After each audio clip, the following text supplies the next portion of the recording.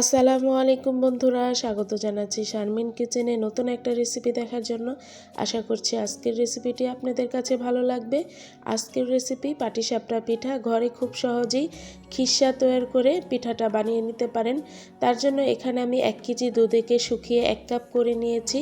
সাথে দিয়েছি 1 কাপ গুঁড়া দুধ, দিয়েছি 3 টেবিল চামচ চালের গুঁড়া, দিয়ে আমি ভালো করে মিক্স করে নেব। আমি এখনও চুলাটা ধরাইনি, চুলা অফ রেখেই আমি ভালো করে মিক্স করে নিলাম। দিয়ে দিলাম 1 টেবিল চামচ আটা। এখানে দিয়ে দেব 1/3 কাপ চিনি, দিয়ে আমি ভালো করে মিক্স করে নেব।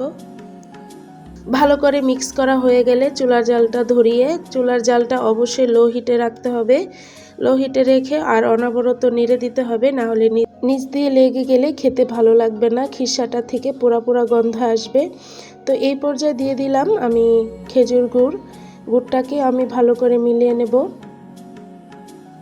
গুড়টা মিলানো হয়ে গেলে এখন আমি নামিয়ে রাখবো। দেখুন বন্ধুরা, খিসাটা দেখতে কত সুন্দর হয়েছে। এখন আমি চুলায় বসিয়ে দিলাম আরেকটা প্যান। প্যানের মধ্যে দিয়ে দিলাম আমি 2 কাপ পানি।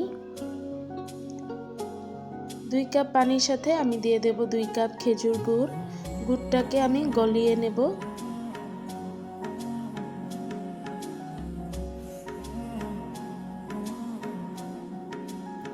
এখানে আমি আরেকটা পাত্র নিয়েছি, এর মধ্যে দিয়ে দেব 3 কাপ চালের গুঁড়ি।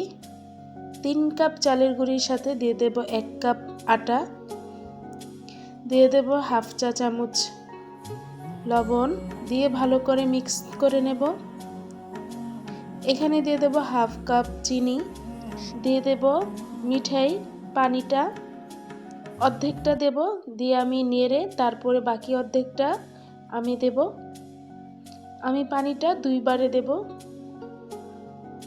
অবশ্যই পানিটা বেশি গরমে দেওয়া যাবে না, হালকা গরম হলেই দিয়ে দিতে হবে। দেখুন বন্ধুরা, আমি 2 বারে পানিটা দিয়ে দিলাম, দিয়ে এখন নেড়ে চেড়ে নেব। এখন আরও কড়াইটা ধুয়ে আমি আরও হাফ কাপের মতো পানি দিয়ে দিলাম, দিয়ে আমি হাতের সাহায্যে ভালো করে মেখে নেব। বন্ধুদের কাছে আমার একটাই রিকোয়েস্ট, প্লিজ একটি লাইক দিয়ে আমার ভিডিওটি দেখে নেবেন। যদি ভালো লাগে তাহলে চ্যানেলটি সাবস্ক্রাইব করে আমার পাশে থেকে যাবেন বন্ধুরা। আমি আরও 1 কাপ পানি দিয়ে ভালো করে মেখে নিয়েছি। দেখুন বন্ধুরা, কোনো লাম্পস নেই, কোনো দানাযুক্ত কিছুই নেই। আমি এখন রেস্টে রেখে দেব আধা ঘন্টার জন্য।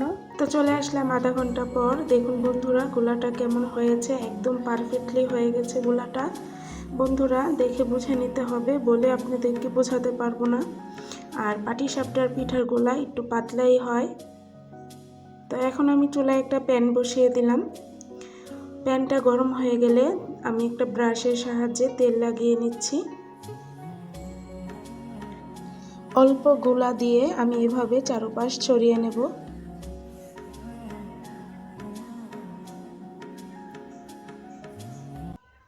অল্প সময় পর তারপরে এভাবে করে খিসা দিয়ে, দেখুন বন্ধুরা, এভাবে করে খিসা দিয়ে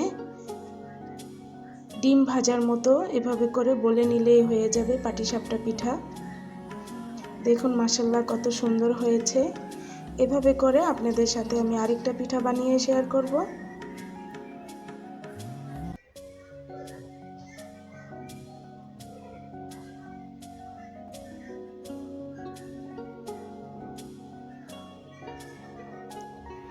আমি একইভাবে আমি দিয়ে নিচ্ছি।